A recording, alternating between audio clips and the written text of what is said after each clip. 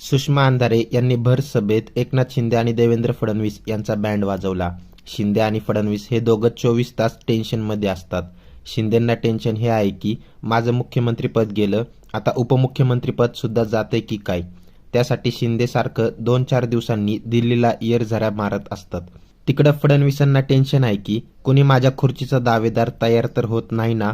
मी थोडा वेळ उठलो तर तावडे, पंकजा मुंडे, चंद्रकांत पाटील येऊन बसणार तर नाही.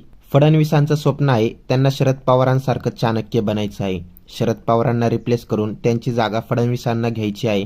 शरद पवार आणि फडणवीस यांचे कार्यकर्ते आणि त्यांचा दर्जा बघा. शरद पवारांनी आर पाटील, जयंत पाटील, सुनील तटकरे, दिलीप वळसे पाटील, जितेंद्र आव्हाड सारखे कार्यकर्ते तयार केले. फडणवीसचे कार्यकर्ते कोण? गोपीचंद पडळकर, गुणरत्न सदावर्ते हे दोनच आहेत. आपले प्रश्न आपण मांडायचे कुणाकडे? तर फडणवीसांना वेळ नाही. त्यांचा अख्खा वेळ त्यांची खुर्ची वाचवण्यात जातोय. सतत ते भयग्रस्त असतात की माझ्या खुर्चीवर कोण बसेल. संगीत खुर्ची सारखं, मी जरा उठलो तर तावडे बसेल का, पाठव त्याला दिल्लीला. मी जरा उठलो तर लगेच पंकजा मुंडे बसेल का. काल परवा ते तिकडे तक्रार घेऊन गेले. सर सर सर सर त्याने असं केलं बघा सर, त्याने माझा शर्ट ओढला, त्याने माझी दाढी ओढली सर, त्याने माझा चष्मा ओढला सर. सर सर याचं झालंय. सारखं सारखं यायचं नाही, झालं हो तिकडे.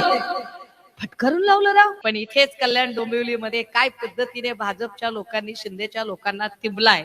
आता फक्त नुसतं थोडीशी मारहाण झाली असेल, इथून पुढे तुडवा तुडवीचा कार्यक्रम त्यांचा सुरू होईल.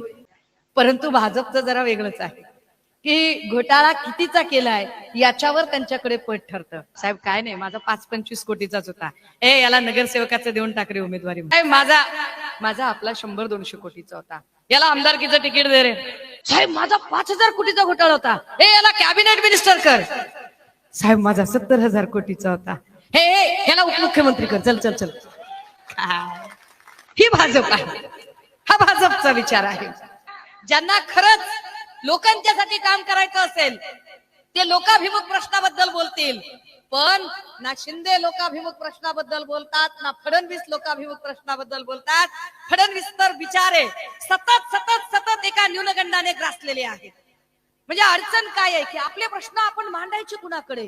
तर फडणवीसांना वेळ नाही. त्यांचा अख्खा वेळ त्यांची खुर्ची वाचवण्यात जातोय. सतत ते भयग्रस्त असतात की माझ्या खुर्चीवर कोण बसेल.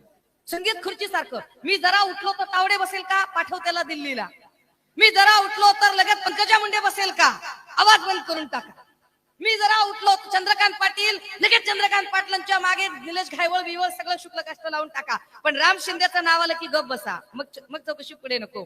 राम शिंदे त्यांचा ब्ल्यू आय बॉय आहे. काय पद्धतीचं राजकारण करतात. मुरलीधर मोहोळचं जरा कौतुक होतंय का, लगेच त्याच्या मागे लागा.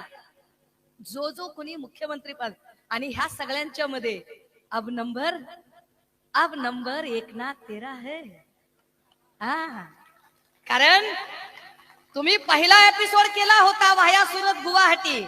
त्या वाया सुरत गुवाहाटीचा दीर्घांक अंक दुसरा सुरू होतोय तो उदय सामंतांच्या माध्यमातून होय. पुन्हा एकदा बरं, इकडे हे भयग्रस्त आहेत की आपली मुख्यमंत्री पदाची खुर्ची वाचेल का, त्यामुळे ते वेगवेगळे पक्ष फोडत आहेत. पक्ष फोडून झाले एवढ्याने कुठे भागतंय त्यांचं. आता ते कुटुंबही फोडतात. काल बघितलं असेल आपण की काय पद्धतीने निलेश राणे पैसे दाखवत होते. पैसे कुणाचे? तर भाजपचे दाखवत आहेत. आणि ते सांगतात की सन्माननीय रवींद्र चव्हाण साहेबांचे हे लोक बघा कसे बदमाश आहेत. भाजपने एक बदमाशपणा केलेला आहे आणि भाजपा बदमाशपणे पैसे काढत आहे. कोण सांगते? निलेश राणे. कोण निलेश राणे? ज्यांचा बाप भाजपात आहे ते निलेश राणे. ते सांगतात की भाजप बदमाश आहे. ज्याचा भाऊ भाजपात आहे ते निलेश राणे सांगतात की भाजप बदमाश आहे. म्हणजे पक्ष तर फोडले, पण भावाला भाऊ ओळख देणार नाही अशी व्यवस्था फडणवीसांनी केली. काय कपट नीती आणि काय षडयंत्रकारी राजकारण करणारा माणूस आहे की भाऊ भावाला ओळखेना गेला, बाप लेकाला ओळखेना गेला, लेक बापाच्या विरोधात जायला लागला. हे सगळ्या राजकारणातनं कधी त्यांना वेळ मिळावा की त्यांनी अंबरनाथकरांचे किंवा हे जे सगळे आमचे निमशहरी भागात राहणारे जे लोक आहेत यांचे प्रश्न त्यांनी कधी सोडवावे. बरं, हे सगळे प्रश्न त्यांच्यातने सुटत नाहीत म्हणून दुसरा जाहिरात करणारा आपण शोधावा म्हटलं की जो दुसरी जाहिरात चालू आहे की ज्यानं सगळी चोराचोरीचाच आणि उचलेगिरीचा धंदा चालू केला. मग आपण त्याच्याकडे प्रश्न मांडावे का? पण त्याची तर अडचण त्याच्याही पेक्षा वाईट आहे. काल परवा ते तिकडे तक्रार घेऊन गेले, सर सर सर सर त्याने असं केलं बघा सर, त्याने माझा शर्ट ओढला, त्याने माझी दाढी ओढली सर, त्याने माझा चष्मा ओढला सर, सर सर असं झालंय. सारखं सारखं यायचं नाही, झालं हो तिकडे. फटकारून लावलं राव. अब क्या करेगा, आता काय होईल? एक जण म्हणतोय मी लंका जाळून टाकेल, दुसरा म्हणतो मी लंकेत राहतच नाही. वा वा, काय राजकारण आहे. अरे तुम्हाला लंकेत राहायचंय का नाही? लंका जाळायची, राख करायची, काय सगळी राख रांगोळी करायची ती करा ना. पण तुमच्या या राख रांगोळीच्या राजकारणामध्ये इथल्या सामान्य जनतेच्या संपूर्ण जो जीवन जगण्याचा त्यांचा सुरळीत मार्ग आहे, इथली जी लोकशाही संसद व्यवस्था आहे, त्या व्यवस्थेची राख रांगोळी कशापायी करताय? इथल्या लोकांना मोकळेपणाने जो श्वास घ्यायला हवा तो श्वास का बरं घेऊ दिला जात नाही? आम्ही बोलायची गरजच नाही. काल कोण सांगत होता त्यांच्यातला एक पोपट, मला वाटते कोण गुलाबगडी सांगत होता काल, की आओ दे राणे तर कोंबड्या विकायचा, हा कोणतरी पानाला चुना लावायचा, हो असं करायचा, तो तसं करायचा, आम्हाला मातोश्रीने दिलं. आत्ता आठवतंय, त्यांनी ठेंगा दाखवल्यावर आत्ता आठवतंय. पण आता त्यांच्याही लक्षात आलं की भाजपने काय राजकारण केलं आणि कशा पद्धतीने फोडाफोडीचं राजकारण करून एकीचं बळ असतं, एकत्र असल्यावर कोणाची हिंमत होत नाही. पण इथेच कल्याण डोंबिवलीमध्ये काय पद्धतीने भाजपच्या लोकांनी शिंदेच्या लोकांना तिंबलाय ते तुम्ही बघितलंय.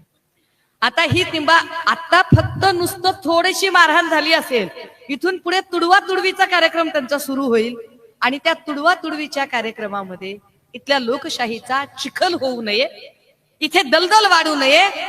आणि म्हणून आमचा प्रयत्न आहे की या सगळ्यांमध्ये एक नवा अत्यंत विद्रोही परिवर्तनवादी विचार ज्वलंत ठेवायचा असेल तर ती प्रतिकात्मक मशाल पेटत राहिली पाहिजे. ती मशाल पेटवण्यासाठी म्हणून हे उमेदवार मैदानात आहेत.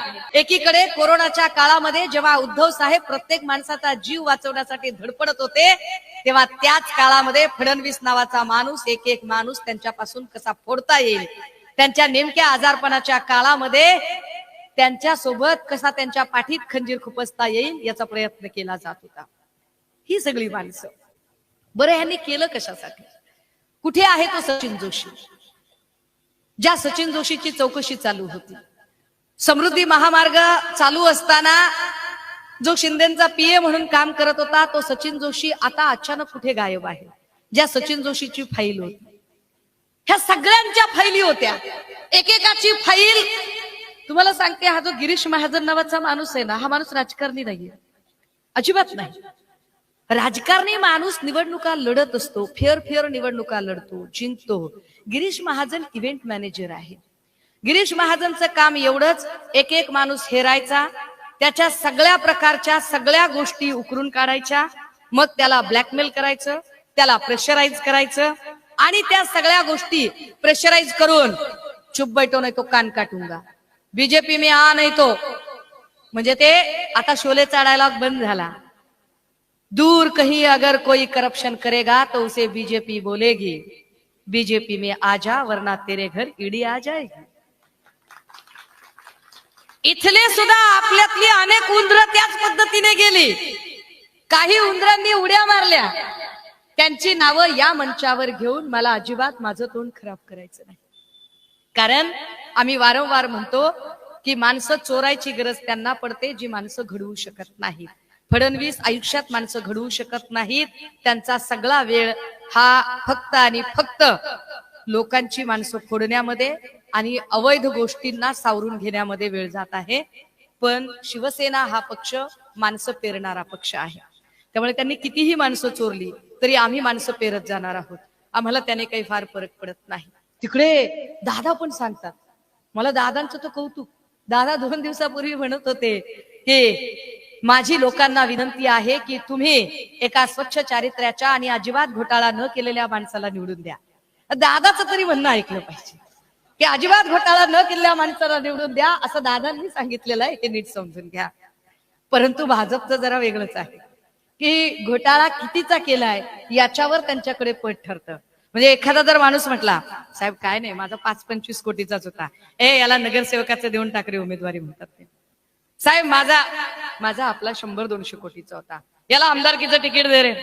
साहेब माझा 1000 कोटीचा घोटाळा होता, याला स्टेट मिनिस्टर कर. साहेब माझा 5000 कोटीचा घोटाळा होता, याला कॅबिनेट मिनिस्टर कर. साहेब माझा 70,000 कोटीचा होता, याला उपमुख्यमंत्री कर. चल चल चल.